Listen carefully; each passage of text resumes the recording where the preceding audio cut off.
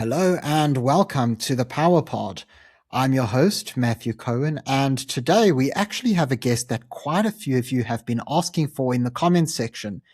And so we decided to give you exactly the person you've all been asking for, ladies and gentlemen, the SAMA Sambit. Sama, thank you so much for joining me today. How are you doing?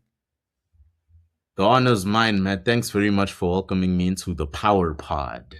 Certainly been making the waves recently, especially regarding the Middle Eastern content. You're quite good at covering that content as well as coalition politics. So it really is an honor for me to join a show of this caliber. It's certainly worth some very good fruition, and let's give the people what's needed. Oh, thank you. That means a lot coming from you. And of course, I wouldn't be having you on the show if I didn't think you were someone making waves. And we've all seen it with your subscriber count going up, the viewer count going up. And I actually wanted to start with a topic, Summer, that I noticed you've been talking a lot about on your channel, which obviously just seems to have taken South Africa by storm, which is actually Phala Phala. So I understand that a lot of people have been talking about, the idea of whether or not Phala Phala will result in the president, Cyril Ramaphosa, losing his job, right? Because everyone's talking about whether or not there'll be an impeachment or a vote of no confidence. But of course, as you've mentioned, and quite a lot of other people have mentioned, this is something that could take months, right? And we know that the ANC's elective conference is coming up next year. So I'd actually like to ask you, Summer, rather than just, is he going to step down because he'll have to anyway, is rather, do you think that this scandal is going to actually impact the ANC support levels heading into the local elections this year?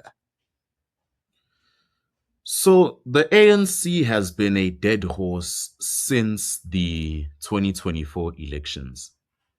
When the 2024 general nationwide elections happened, and you had the ANC perform so bad, they needed to form coalition parties with other different political parties that followed different ideologies from the ones they followed. That was really the first nail in the coffin called the African National Congress. Why? Because it might have taken long, but along the way, we have reached a stage now where you and me can safely say majority of South Africans have realized that the ANC is not only the ruling party of South Africa, which has saved itself through coalition politics, it is now just a bunch of criminals. As I go into these interviews, Matthew, I'm not one to mince my words. A lot of people like to use formal words to describe these individuals who run our banks, who run our institutions, who run our student cares, who run our hospitals. I say it as it is. South Africa is currently being run by a bunch of criminals.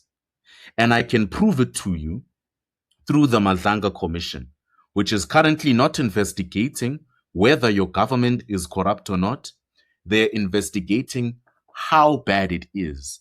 They're investigating how bad the criminal syndicates have infiltrated our ANC government specifically.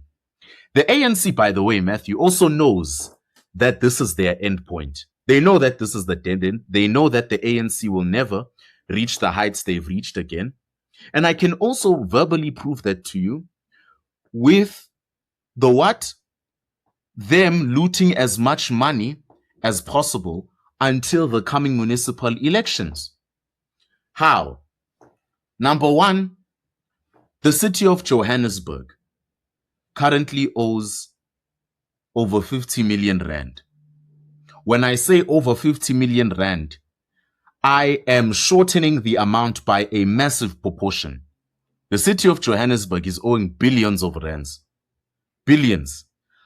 Our mayor, Dada Morero, who happens to be affiliated with the ANC, is very aware of this and is aware of the municipal elections coming through. Dada Morero knows he won't win these municipal elections because my prediction, which is going to happen, is Helen Zille is going to win Johannesburg. So you have Dada Morero there like a dying horse, looting as much money from the city of Johannesburg as possible adding on to the debt we already owe to Eskom, and begging German companies for money. Recently, we recently at the city of Johannesburg got more loans from Germany. So that's more billions of rands. It goes all the way to the top, Matthew. It's this pattern, right? The official can be high rank, but the pattern is the same for every ANC official. Ramaphosa, about 8 months ago today, if I'm not mistaken, gave a very lovely speech at the European Union and convinced them to give him over R1 billion in terms of funding for green energy. And again, Wow. when I say over R1 billion, I am being very, very moderate with the amount of money that was borrowed.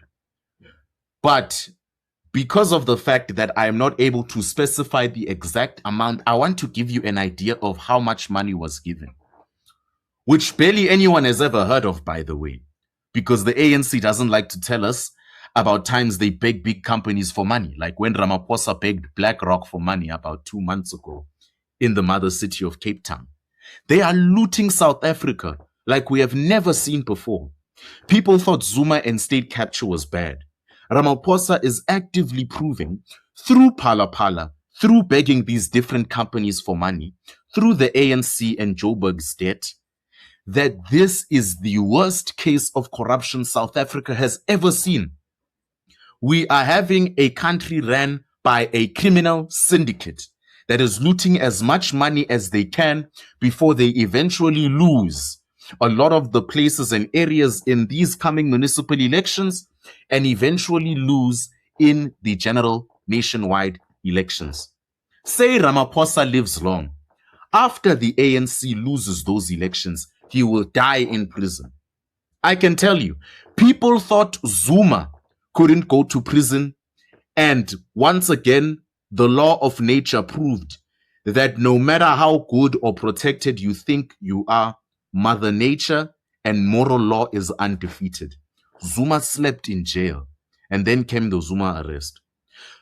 After he fell from power, I can tell you, as we are sitting down, you and me, right here, right now, the moment Ramaphosa resigns, which is going to be before this impeachment process begins, he is going to sleep in a jail cell. There will be chains bound with him, and he'll be attending those court hearings. Wow.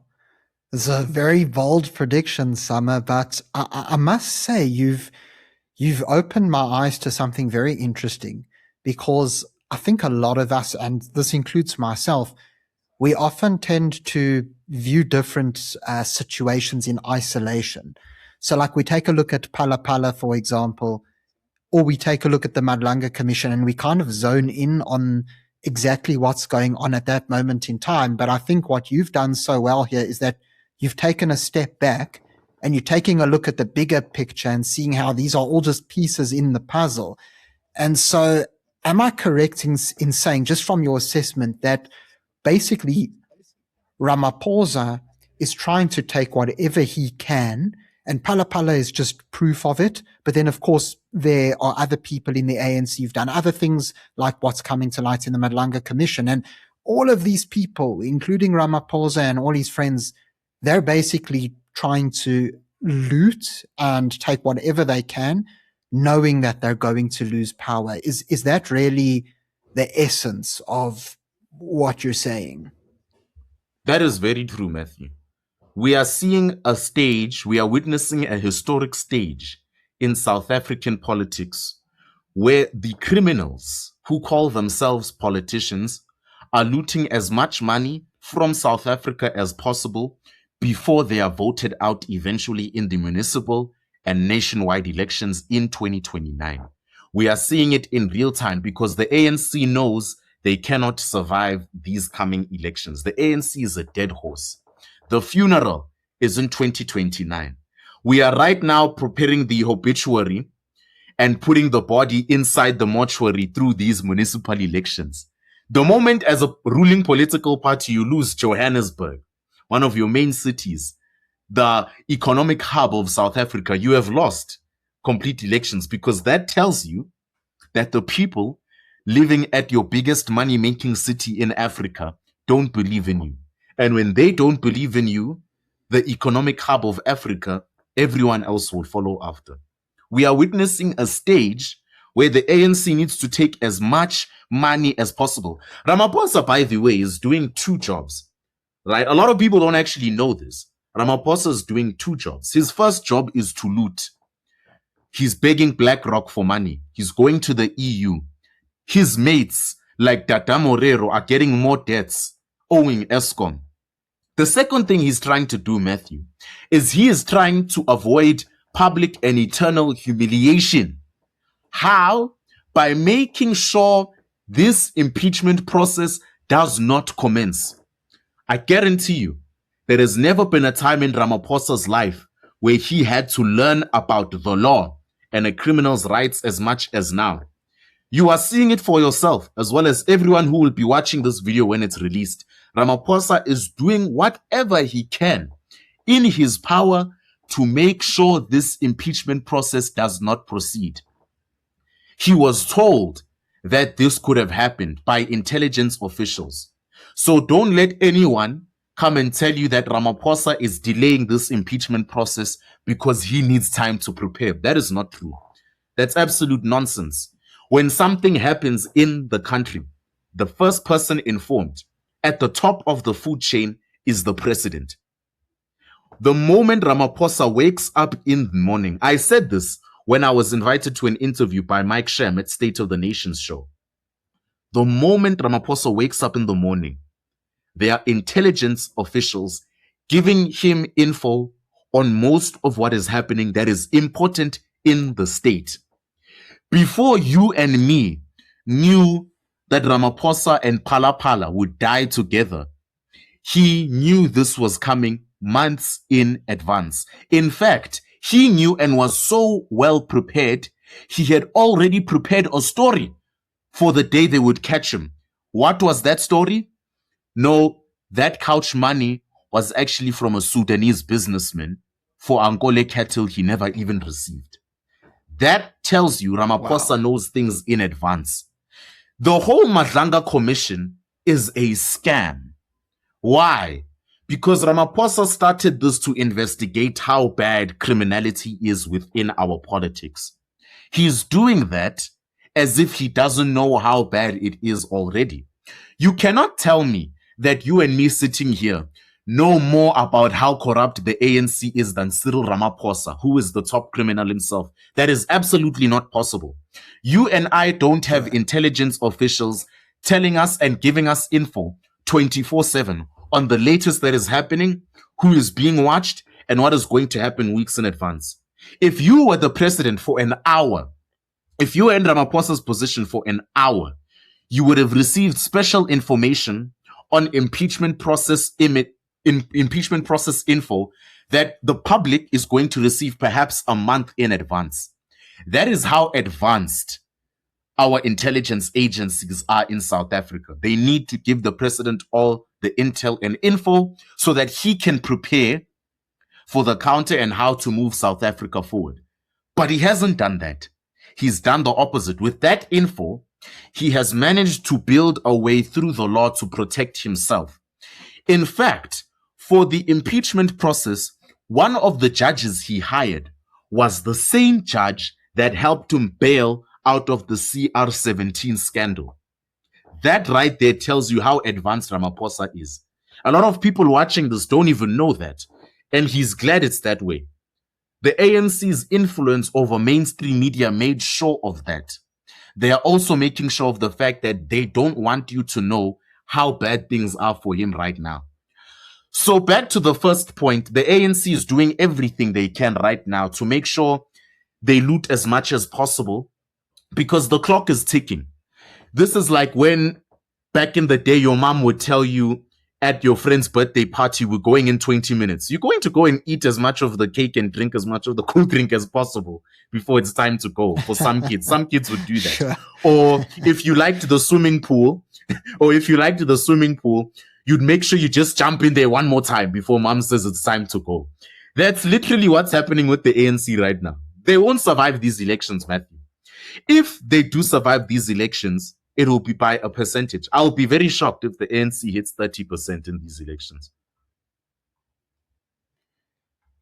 Interesting. And yeah, I'm glad that you brought up the facts the facts about the judges, let's say, because I know that you said to everybody, look, I'm not sure if you all know this. Well, I'll be honest, I didn't know that. So you've certainly been doing a lot of extensive research into this summer. And I guess this idea of the ANC coming to its end really brings up another question, which is, who's basically going to be able to take them on, right? Because I remember that you had an interview on Truth Report with Prince Mashele, and you spoke about the different options. You spoke about how the DA, they've got their strength. They're around that 20%, maybe more, maybe less, but they're not really overtaking the ANC. You've got some other parties also floating around, but it doesn't really seem as if anybody's made the inroads. But then we do also know that Prince has spoken about the potential of a new party, which he announced. I'm not sure if it's something that he'll lead or he's just a part of. But I'd actually like to know, in your view, Summer, do you believe that a new party such as Prince is suggesting is something that's necessary, that maybe there is a gap in the market for this new initiative? It's absolutely necessary, because you have mentioned why it's necessary. The DA is the ANC's biggest political rival. The DA has the strengths they need to win cities and so forth. But look at their staff. Look at how they expand themselves within the country. Helen Ziller, a woman who is far past her political prime, who should be sipping tea in her retirement home, is the one who is going for mayoral position in Johannesburg. That tells you the DA does have the strength, but does not have the physical capacity to run South Africa. And that's what's holding them back. The DA has the strength, but they do not have that necessary capacity to run South Africa. The ANC has so many members, you forget some of their names. But the moment you see their face, you remember, I know who that is. That's the president of their youth league. This is the guy who does this. This is the guy who does that. The DA doesn't have that vast range. They don't have the numbers. They cannot have that capacity to run South Africa.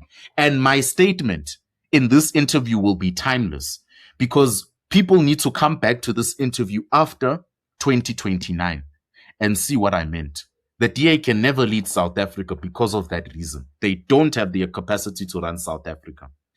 And then you've got all the other parties that fall beneath it, which already screwed themselves over. By this, I mean 90% of the parties that fall under the DA, they screwed themselves over by joining the coalition government the ANC started in order to survive. The two major players in that coalition government are the ANC and the DA. Ever since the DA joined the coalition government, they have never been the same since. And a lot of people watching this can agree with me as well. In fact, I watched a few of your videos talking about how much the DA had changed in recent times and the many mistakes they've made. Those are not the actions of a group that is ready to run South Africa. So the solution in the end will be for a new political party to rise up before 2029 that consists the best of Black South Africans, the best of white South Africans, the best of Indian South Africans, Asian South Africans, racial minority South Africans, and so forth.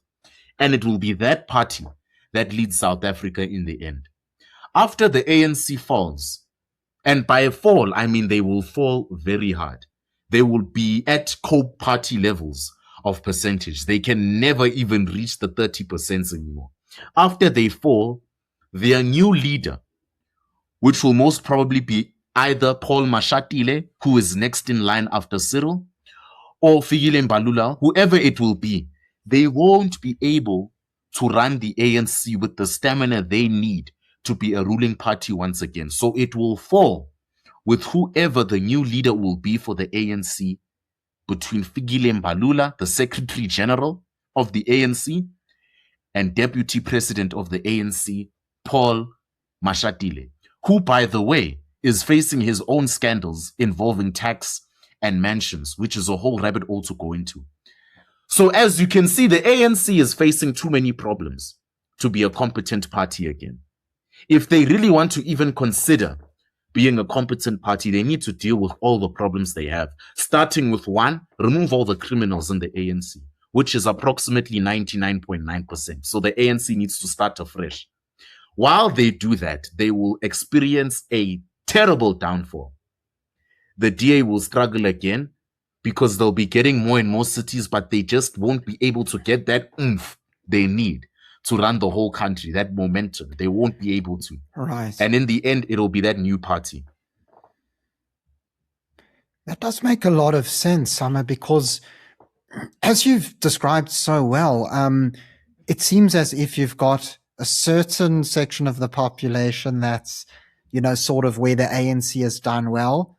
The DA has another section of the population which is where it's done well. So I'd say probably the more sort of urban and suburban sort of areas. And it just seems to be a case of never the two shall cross paths. And there have been some by-elections and different things, of course, where the DA's managed to do well in certain ANC areas. But again, we like picking out pockets. So I think you lay the foundation for that argument for this new kind of a party very well, because there is that like really big gap that nobody seems to be taking. And it just seems as if voter turnout and how it's continuously declines show us that, because all these people are just not showing up. And I guess the big reason is because they just don't feel like there's any party that really speaks to them. But that actually does bring up another thought in my mind, Summer, which is that it seems that a lot of parties are becoming distracted as of late and are not really focusing on the priority, because as you've pretty much established, you've got this decline in the ANC, and it does seem as if parties should be focused on basically clinching the majority and trying to win. But then you kind of have all these side battles going on. And we've seen how on social media, it seems that a lot of members of the DA, including the current leader, have been fighting with members of the Freedom Front Plus, including their current, or rather their former leader, Dr. Pieter Groenewald. And we're seeing how this really seems to be exploding even to the ground level, where just ordinary voters are fighting with each other. So I'd actually really like to ask you what your opinion on that whole fight is. You mean the fight regarding the FF Plus and Pieter Groenewald? Pretty much. That one is very interesting. Why did the FF Plus start in the first place? The FF Plus started when the core fan base of the DA was not happy with how the DA was performing. They believed that the DA was succumbing to a lot of the ANC's unfair requirements. Like what? You see, when the DA joined the ANC's coalition party, what you noticed is it was a very different DA from the one that would constantly challenge them. And Matthew, I'm not even talking about challenging. I'm talking literally taking to court challenging, not make a 5-minute video of Steenhuisen talking about what the ANC did wrong. I'm talking burning flag commercial challenging. I'm talking take the ANC to court because of the Employment Equity Act challenging. That DA didn't exist anymore. So the DA's core fan base started to feel like they were voting for the ANC when they were voting for the DA. What the DA didn't realize is that majority of their core fan base was also leaving because the DA was in a deliberately unfair game because of the ANC. When the ANC eliminated Andrew Whitfield just like this, and no one could say anything, as a regular DA supporter, that told you something.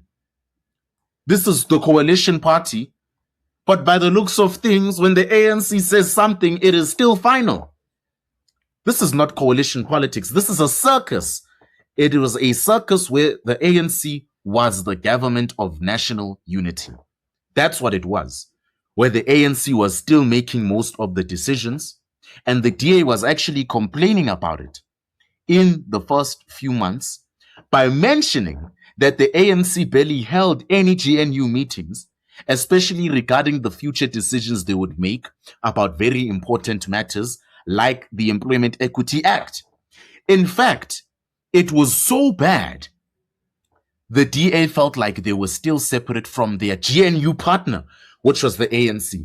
The reason why you and me still talk about the DA and the ANC still as separate entities is because that is clear evidence, perhaps the best piece of evidence, that the coalition politics in South Africa has failed.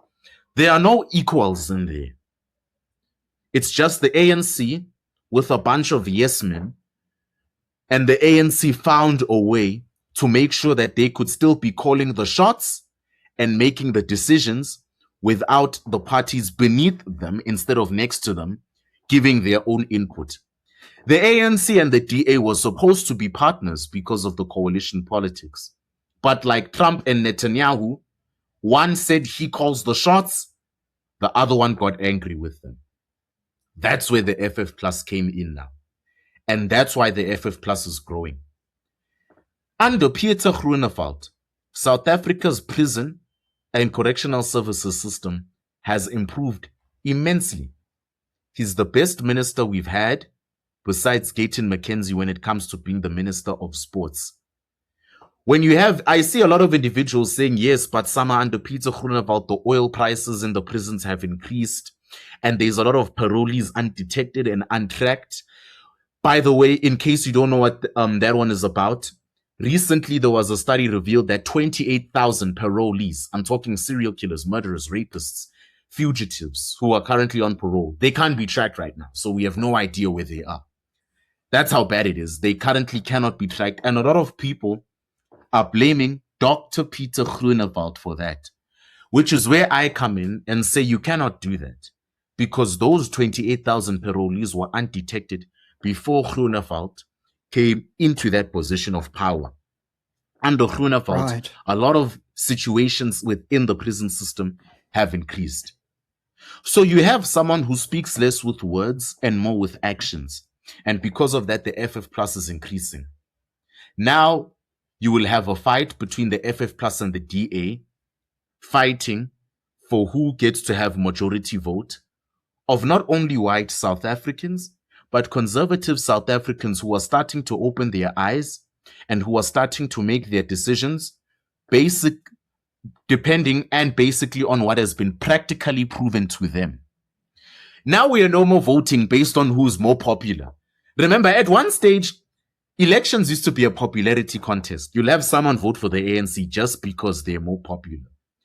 Now we are working practically. Now there is the internet. It's the age of the internet. Right now, a child with Wi-Fi connection won't vote for the ANC because when they log into YouTube, YouTube will recommend them a video from Matthew Cohen telling them why that's the worst decision to do right now. Why that's the worst decision to make right now. And then they'll look at that and say, okay, so what are my options? And then they'll look at FF Plus, what they have achieved practically in the last 5 years. ANC, what they have achieved in the last 5 years. DA and so forth. Then they'll go to the FF Plus.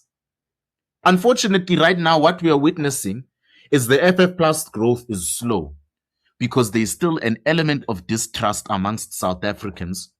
And that distrust is a question on many South Africans' heads.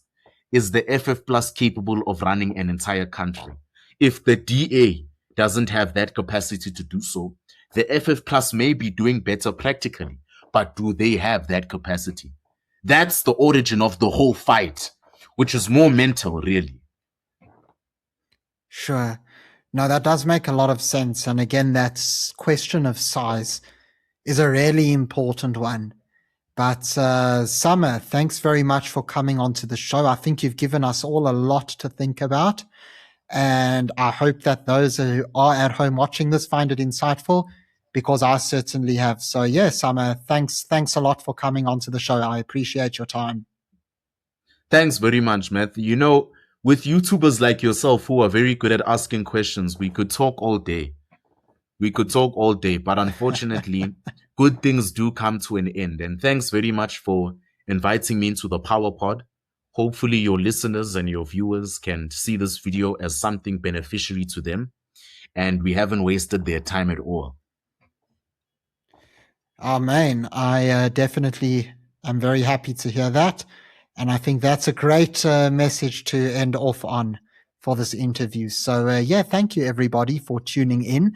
If you enjoyed it, please remember to subscribe to the channel for more content, and also be sure to subscribe to the SAMA Sambit. Until next time, I'm Matthew Cohen, and this is the Power Pod.